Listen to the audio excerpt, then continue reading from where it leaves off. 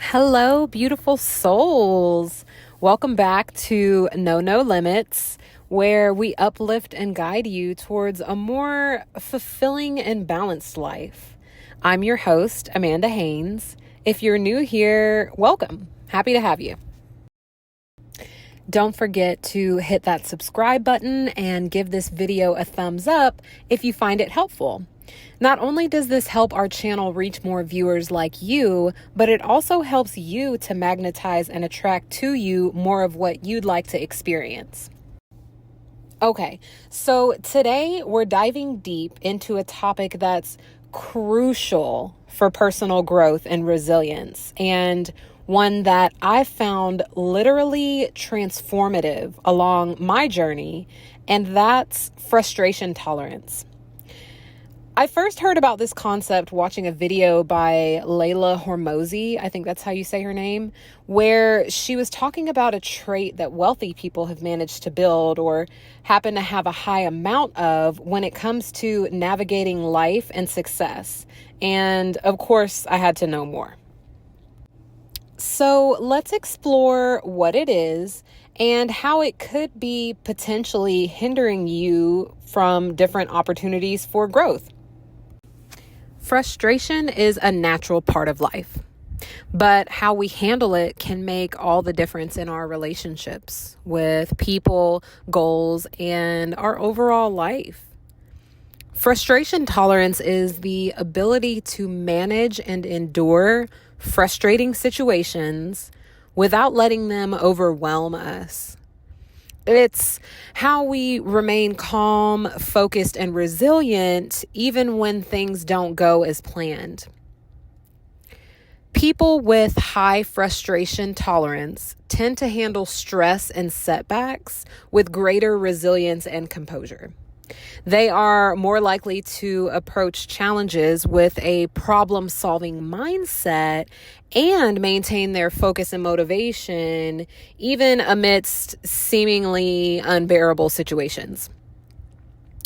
This ability to stay calm under pressure often leads to better relationships, improved work performance, and greater overall well-being, as they can navigate obstacles without becoming overwhelmed. People with a high frustration tolerance tend to not let obstacles defeat them or make a big impact on their forward momentum. People with a low frustration tolerance often struggle to manage stress and setbacks effectively, which can lead to frequent emotional outbursts and feelings of helplessness.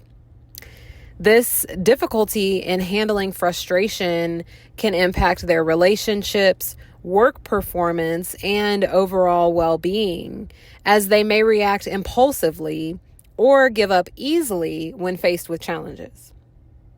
Statistically, people with a low frustration tolerance tend to retreat and give up quicker on goals and relationships, impeding their forward momentum and ultimately bringing it to a halt.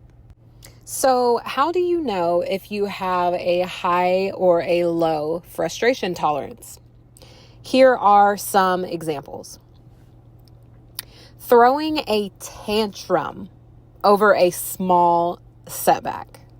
So, getting visibly angry or upset when a minor issue like a delayed order at a restaurant, or being on hold for too long, or maybe someone cuts you off in traffic, or even being held up in traffic and having your plans disrupted, which shows an inability to handle even minor inconveniences gracefully.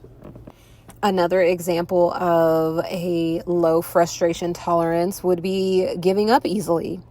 So abandoning a challenging task or project at work, such as a complex report or a new skill development, after encountering a few obstacles, due to a belief that it's too difficult or unfair. You know your frustration tolerance is low if you frequently complain. So regularly voicing your dissatisfaction and frustration about minor annoyances. Again, traffic jams, long lines. Rather than finding constructive ways to address or adapt to these inconveniences. Are you avoiding difficult conversations?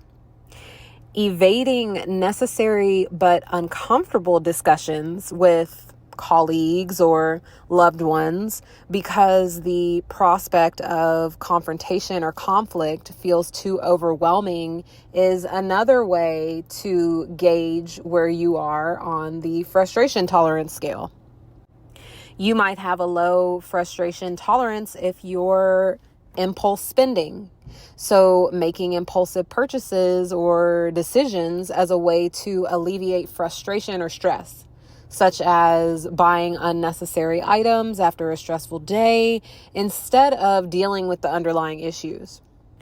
Overreacting to criticism. So responding defensively or angrily to constructive feedback at work or in your personal life, rather than viewing it as an opportunity for growth. And lastly, an inability to tolerate delays. So becoming extremely irritated or anxious when faced with unexpected delays, like waiting for a delayed flight or a late meeting instead of using the time productively or finding ways to stay calm. So all of these behaviors reflect a low tolerance for frustration, often leading to stress, strained relationships, and decreased overall well-being. So I hope that you now have a better understanding of what frustration tolerance is and are able to properly gauge where you stand on the spectrum. Building frustration tolerance takes practice. And with the strategies that I'm going to suggest in the next video, you can turn your challenges into opportunities for growth and resilience. Remember, it's not about avoiding frustration, but learning how to manage and navigate it effectively. If you found this video helpful, feel free to give it a thumbs up and share it with anyone you feel might benefit from learning about frustration tolerance. And don't forget to subscribe to our channel for more uplifting and empowering content. Thanks for watching, and I'll see you in the next video. Keep growing, stay positive, and remember, you got this.